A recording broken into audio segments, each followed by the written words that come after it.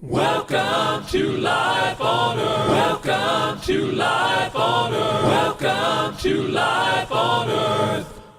I don't know, is it narcissistic for me to be into my own groove? Hello, you good people. Welcome to Life on Earth, a show about life on Earth. You know, I said as an introduction, and you'll recognize this from yesterday's show with James Valiant, in 1974, Ayn Rand spoke to the graduates at West Point Naval Academy. And she said, among other things, that her purpose in giving the talk, Philosophy, Who Needs It, was to sell them on philosophy in general, but also her philosophy in particular. She said, formally, I call it objectivism, but informally, I call it a philosophy for living on Earth. And I've said, well, if that's true, if objectivism really is the owner's manual for life, the first fully accurate and up-to-date owner's manual of life, there have been many after all, then it stands to reason that objectivists, other things being equal, should be among the most happy, the most successful, the most benevolent, gracious, charitable, and kind and strong and all-out sexy people on Earth. James and I talked about that yesterday, and if you've ever questioned the premise of this show, that introduction, you should listen to that show. But another application of that very fact of reality is the fact that love conquers all. Now, some of you watch the Sunday shows that I do with the delightful Amy Nasir, and we did a show called Love Conquers All. We touched on it a bit, but mostly we just had our usual Sunday night fun. And afterward, I thought, you know, I really didn't justify that. I really didn't prove that point. I really didn't put it out there in the way that I kind of wanted to when I named the show. And then I realized, no, what I've got to do is do that during Life on Earth. See, love does conquer all. If man's life is the standard of value, your life, you, person I'm talking to right now, if your life is the standard of value, if values have primacy, and we live in a benevolent universe, does it stand to reason that the good always wins? The short answer is yes, but the full answer is yes, but. And knowing the answer and knowing the buts is crucial to achieving success and happiness. And so today, I will cover examples with valuable, crucial insights, powerful insights, takeaways that you can put to work, or at least have some fun with. And I will steal examples from fiction, particularly Ayn Rand's fiction, and nonfiction and reality. But there will be actionable takeaways. Now, in preparation for an upcoming interview, yes, Amy and I are going to be interviewed. I was asked, in 5 words or less, how would you describe your philosophy? Now, there's a fun one, and some of my favorite people are already in the chat. Feel free to answer in the chat. In 5 words or less, how would you describe your philosophy? Now, it would have been easy to answer objectivism, the philosophy of Ayn Rand. But A, that's 6 words. And B, the interviewer was looking for an answer, not just in my own words, but in my own style, my own spirit, my sense of life. So the real answer to what is your philosophy in 5 words or less? The real answer is values are primary. I have 2 words left over. Should do something creative with those. But seriously, values are primary. The primacy and potency of love, of the good, of values. You know, what is love? Ayn Rand. According to Ayn Rand, to love is to value. So, in what sense, in what ways does love conquer all? In the sense of the primacy and the potency of values. The primacy of values means values have substance. And values merit and demand our primary consideration. From Atlas Shrugged, a quote.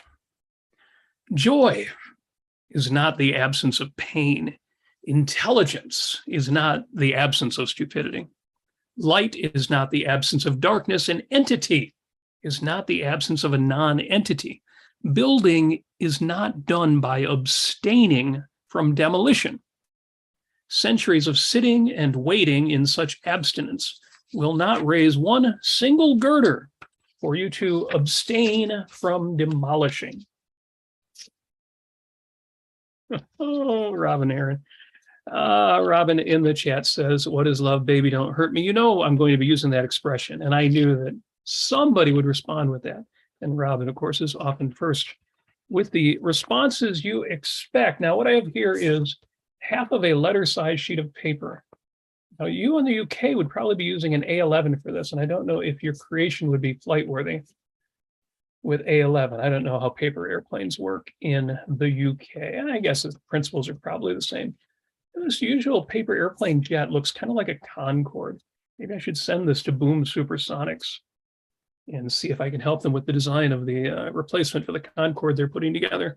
So there we go. There is my paper airplane. And it didn't take much effort. It took some and a little bit of experience in how to do them so they actually fly. Isn't that a beauty? One paper airplane. Now, the next thing you can do with this paper airplane, you can see how well it flies, or you could just do this. And you crumple the paper airplane, because it's even easier to destroy a paper airplane than it is to build one.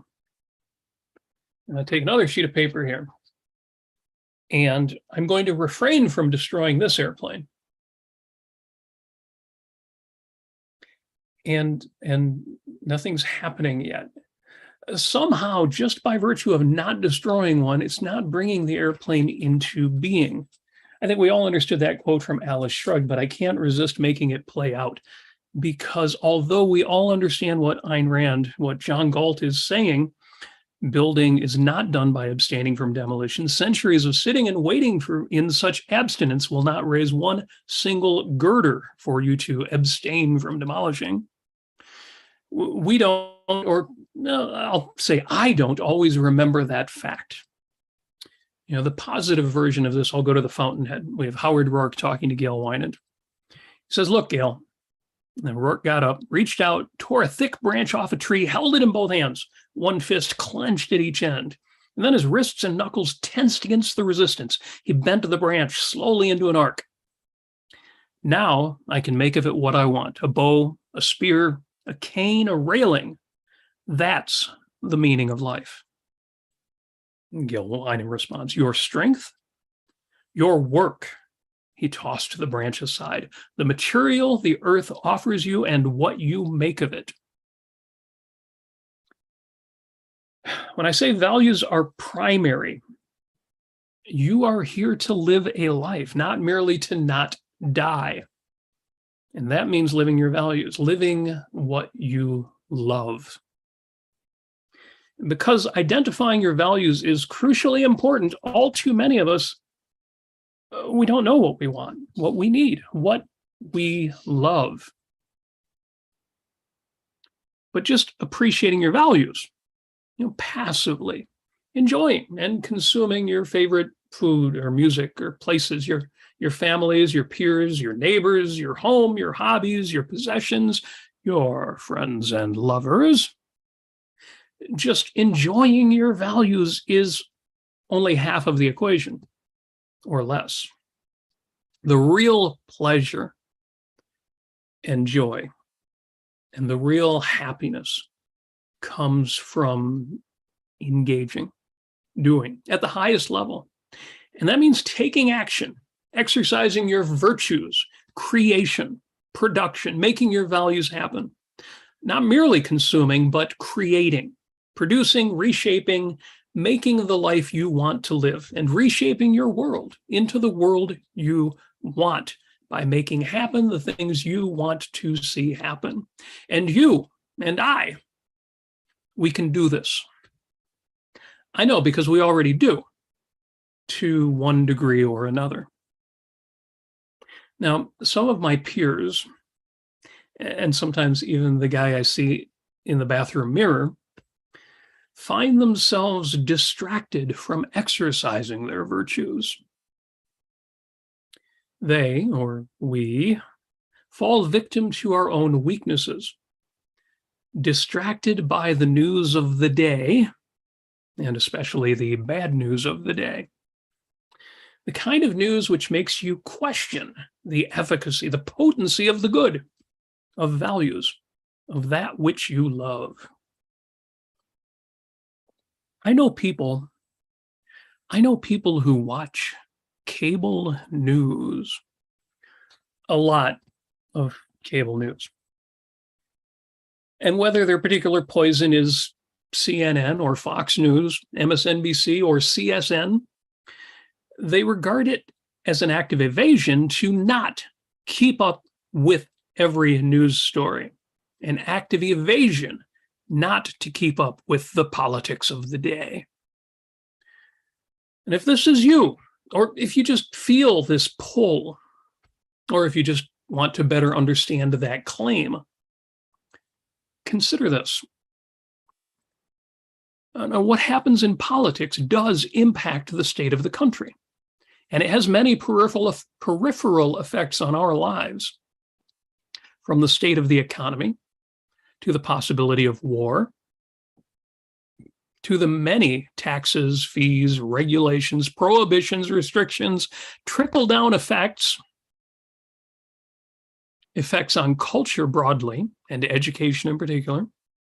So there is a reason to keep up with the headlines to some degree in order to know what's going on in the world, your world. This is your world. But beyond the headlines and stories that relate directly to your specific career and interests, the vast majority of the news has very little impact on your life. And that remaining small percent, there's very little you can do about the vast majority of that. It is rational to keep up with the headlines, to keep up with headline news, and to take action wherever possible to capitalize on the good and protect yourself from the bad. But beyond that, you tell me, which is the actual act of evasion? To have a basic awareness and knowledge of headline news, trends, and developments, taking action where possible, but then focusing the majority of your precious time, your finite energy, and your personal capital on the other things, on real life. Or watching the news or YouTube videos about the news for hours on end every day, becoming more and more angry or depressed or both, engaging in endless arguments and flame wars with no real impact, feeling helpless, hopeless, disappointed, and disgusted. You tell me which of those two is evasion. Evasion of the facts of reality. Which is reality? Which has primacy? The things you hate or the things you love? Again, joy is not the absence of pain. Intelligence is not the absence of stupidity. Light is not the absence of darkness. An entity is not the absence of a non-entity. Building is not done by abstaining from demolition. Centuries of sitting and waiting in such abstinence will not raise one single girder for you to abstain from demolishing. I know we read that in Atlas Shrugged and thought, ooh, that says something about politics. No, it doesn't. Or rather, it says something much broader than about politics. So if values, love, has primacy, well, how much should you focus on threats to your values? Well, there's no percentage. There's no number that anyone can determine for you. But I do believe that you should decide, and in advance, what your balance will be, and then live that balance intentionally, so you never get caught up in things. Now, in my case, for years, I've declared that it's 97-3. Here, I posted this just over 10 years ago, well before I ever thought about having a podcast or preaching to my own choir. Life is short, time is precious, and 97% or more of your focus should be on values, on the positive, the joyous, the fun, the passionate. That is, on living. And the other 3% should be spent on taking action against the negative, not on bemoaning evil, but on doing something about it, improving your home and personal security, purchasing insurance and other protections, giving cash and support to organizations fighting in your name, writing the occasional letter or making the occasional phone call to your representatives and media. So that's the primacy of values. But love conquers all implies not just the primacy, but the potency of values. Now, how can I say, and how can you believe that love conquers all when there seem to be so many counterexamples in culture, in politics, in life? Well, for data, I will start with the ever-growing benevolence bookshelf. Recommended texts on progress, abundance, the triumph of reason and virtue. Optimism is realism. This is that I published to my Substack. It's also on my Facebook feed, facebook.com/Robert Nasir. And there's a link on my Twitter feed. You can find it anywhere you can find me. But I need to explain that one. And before I do, thanks for watching. Thank you for enjoying this fine show on the Ayn Rand Center UK channel. If you're not already a member, well, you know what to do. There's a link in the chat. You click on it. It takes you in. Click Be a Member at the top or go right to the membership page. Sign up for £10 a month. Not only can you support the Ayn Rand Center UK, and that's certainly reason enough to do it, but it will give you access to some perks you don't have otherwise. In fact, one of my very favorite lectures by Leonard Peikoff, my 30 years with Ayn Rand, is going to be part of the Sunday morning study groups that are run by James Valiant this weekend. Sign up. You can be part of that. Great fun. We're also doing the Ayn Rand Fiction Book Club, which is why I'm using examples from The Fountainhead, as well as Atlas Shrugged. We are studying my favorite book, The Fountainhead by Ayn Rand. Become a member. You get access to all that good stuff and much more. And again, the most important part is you support the channel, including programs like this very fine one that is coming in your ear right now. So, again, I have shared the ever-growing benevolence bookshelf, recommended texts on progress, abundance, the triumph of reason and virtue. Optimism is realism on my wall. There have been nearly previously inconceivable improvements in the standard of living over the course of hundreds of years, but even recently, and maybe especially recently, increases in overall safety and security. Our lifespan and our so-called health span, the number of years, not just that we live, but that we live well. You know, years of healthy living. What was once old, like I won't even say how old I'm going to be.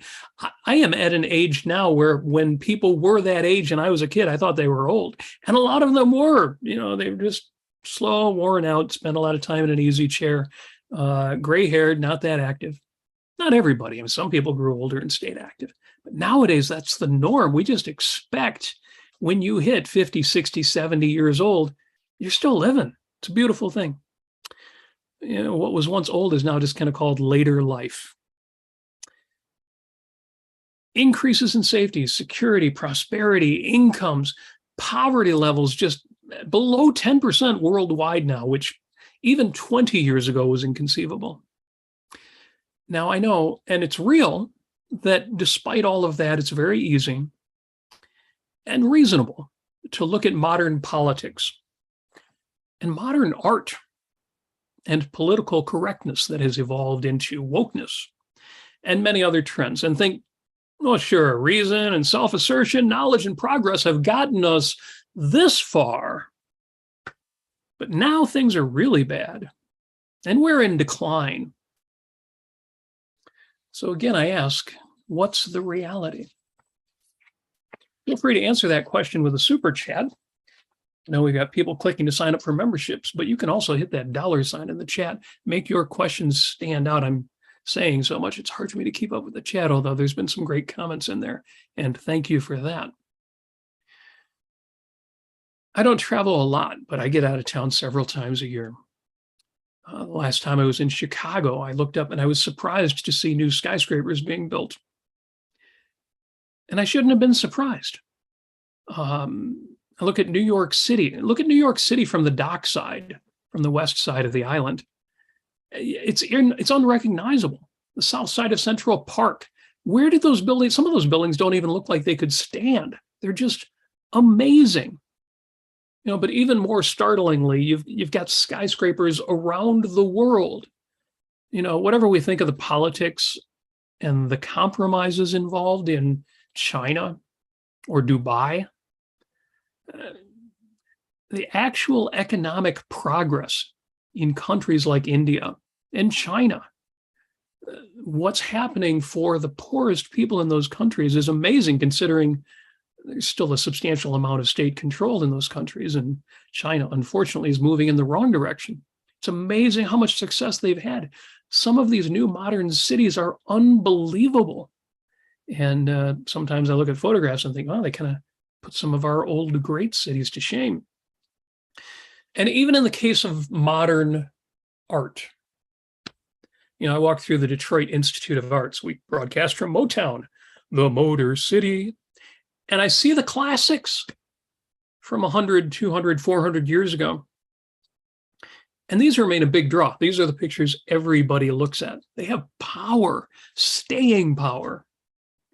100 years from now, there may be some new version of the modern art wing that's there, filled with whatever the latest nonsense is. And people will look at it and go ooh and ah, or pretend to ooh and ah.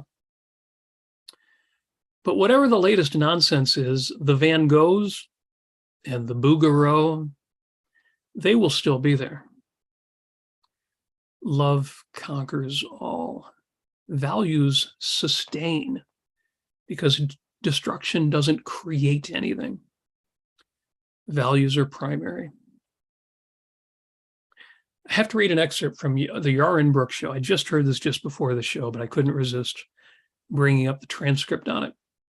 So October 4th, 2022, the topics: Elon Musk on a roll, Italy and Brazil elections. And in a super chat question, super chat, where's my super chats? I want to see some money. Come on, people. We're all about money. I need to read Francisco's money speech on the show. Somebody give me a super chat. It doesn't come to me. It comes to the Ayn Rand Center UK. And that's even better than if it came to me, because I'm an objectivist. I'm independently wealthy, of course. But on the Ayn Rand show, a super chatter asked, I often hear people say, well, Hitler could have won in World War II. In the sense it was just, well, it was luck that the Allies won. And then Michael goes on to ask, would you say because of the nature of a collectivist system, it has a 0% chance of ever beating a freer country in the long run? Apollo Zeus made it happen. Boom. Often first in the chat. Now he's first in the super chat. You rock, sir. Thank you for that. Anybody else wants to come on board, you'll get a bit of this too. So Yaron answered this. He said, when you think about all the mistakes Hitler made, and people say, yeah, if he hadn't opened a second front, if he hadn't made this mistake, that mistake. But that's the point of authoritarianism. That's the point of authoritarians. They make mistakes. They're idiots. They don't have a standard. So yeah, because they're delusional, by the very nature, they're delusional to think that they can run the world. They're delusional to think that they're a superior race. They're delusional to think that the Germans can win on two fronts. What's the difference? Once you're delusional, it's just a question of time before you lose. And that's exactly right. Evil is not efficacious. It can be powerful to the extent that it destroys the good and leeches off of it. But all of that power comes from the creators. Now, you might think that, oh, that doesn't make any difference if they're destroying me. I don't care how weak they are. But that's why they have to fail in the end. It can take a lifetime for them to fail. But they never, ever have primacy. And in the context of your own individual life,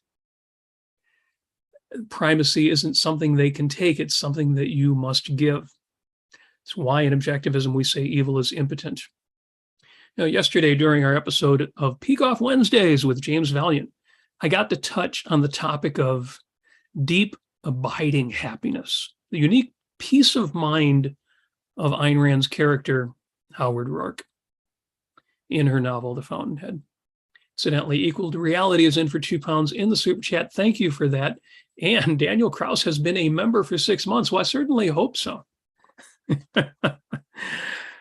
So we're discussing some of those same scenes from The Fountainhead in the Ayn Rand Fiction Book Club that you can be part of on Tuesdays. I was going to say Tuesday afternoon. If you're in Europe, Tuesday evenings. We're on part 1, chapter 14. So after Howard Rourke has had his first couple commissions, his first successes, he continues to face the same obstacles he has all along. People don't want to think firsthand about first-handed designs.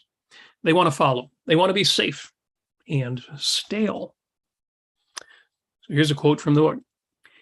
He passed by buildings under construction.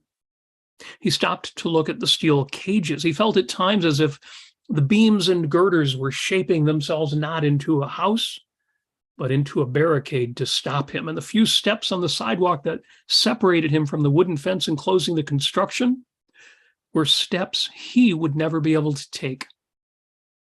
It was pain, but it was a blunted, unpenetrating pain.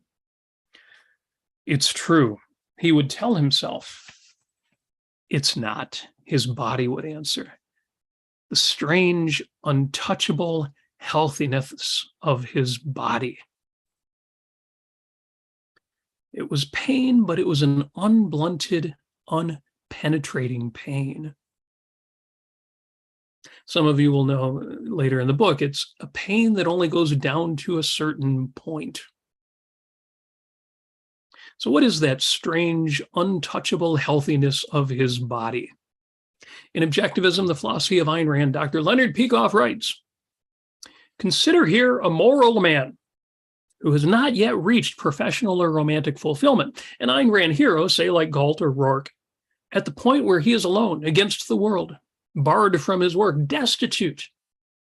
In existential terms, such a man has not, quote, achieved his values, unquote. He is beset by problems and difficulties. Nevertheless, if he is an Ayn Rand hero, he is confident, at peace with himself, serene. He is a happy person even when living through an unhappy period.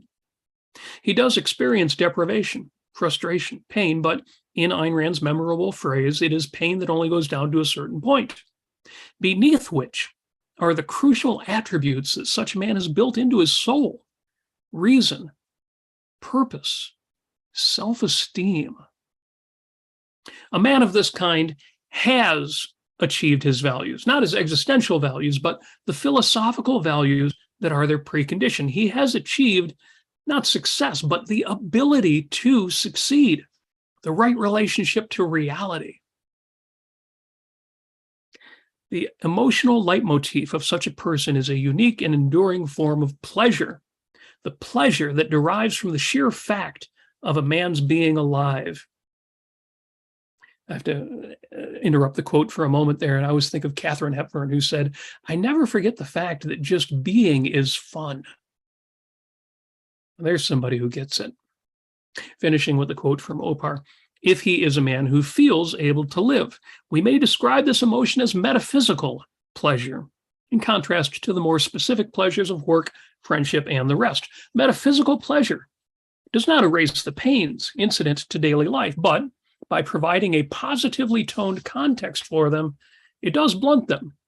In the same manner, it intensifies one's daily pleasures.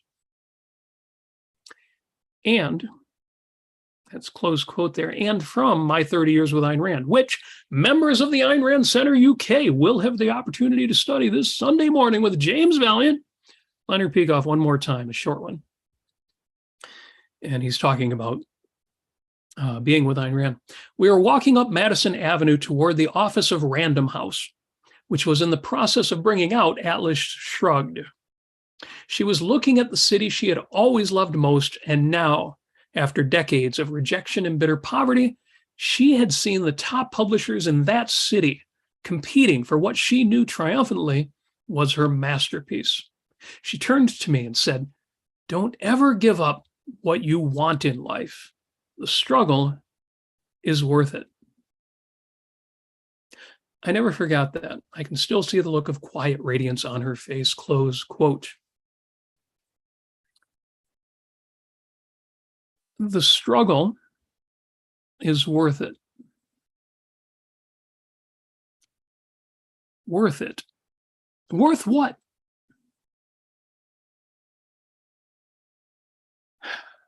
It's worth the effort. It's worth the work, worth what you do, worth what you create, worth what you produce. But what's the it? The it is that state of mind of being efficacious, of being right for the world, of being at peace, of knowing that you are good. In that sense, you have conquered all. Now, I want to wrap up this discussion of values of love by circling around to discuss romantic love. And I want to include love for your friends, your family, your peers, or love in general. And just for fun, I've got some quotes by Ayn Rand and Robert A. Heinlein. And I know that Robert Heinlein was an Ayn Rand fan, but I also can't think he was more than a fan. He had to have been influenced by her. Consider these two quotes. First, from Ayn Rand. Like any other value, love is not a static quantity to be divided, but an unlimited response to be earned. Okay, from Robert Heinlein. The more you love, the more you can love, and the more intensely you love. Nor is there a limit to how many you can love. If a person had time enough, he could love all of that majority who are decent and just. Again, Ayn Rand, like any other value, love is not a static quantity to be divided, but an unlimited response to be earned. And Heinlein, the more you love, the more you can love, and the more intensely you love. Nor is there a limit to how many you can love. If a person had time enough, he could love all of that majority who are decent and just. And then two short ones here from Ayn Rand. A selfless, disinterested love. She puts selfless and disinterested in scare quotes, as she should. A selfless, disinterested love is a contradiction in terms. It means that one is indifferent to that which one values. A selfless, disinterested love is a contradiction in terms. It means that one is indifferent to that which one values. So what would the flip side of that be from Robert Heinlein? Love is that condition in which the happiness of another person is essential to your own. And finally, in a post I wrote 10 years ago,